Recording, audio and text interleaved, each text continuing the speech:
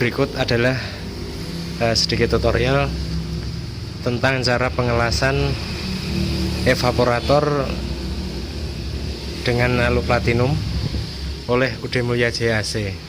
Pertama-tama perlu teman-teman perhatikan media yang akan kita las harus bersih dari cat dan kotoran ataupun debu, oli dan lain-lain sebagainya.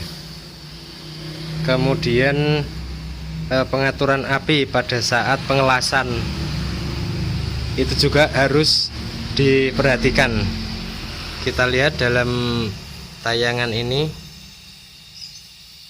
Nah, ujung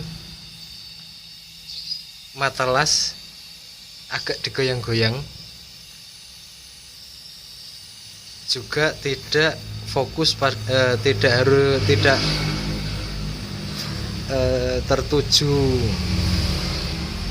ke objek yang kita las karena dikhawatirkan evap bisa melengkung. Nah, bisa dilihat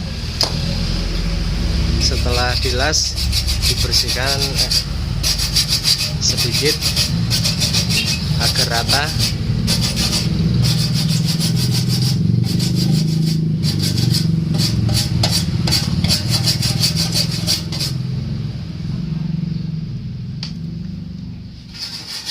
Nah,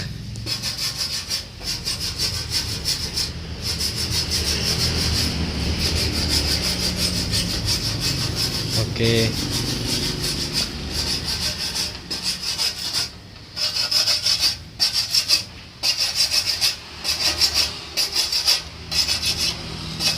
Setelah kita yakin tidak bocor, terus lalu kita kasih tekanan 250 PSI pakai nitrogen, lalu kita masukkan dalam air tetap di tekanan 250 PSI. Jadi untuk memastikan bahwa evap yang kita las ini aman dari kebocoran.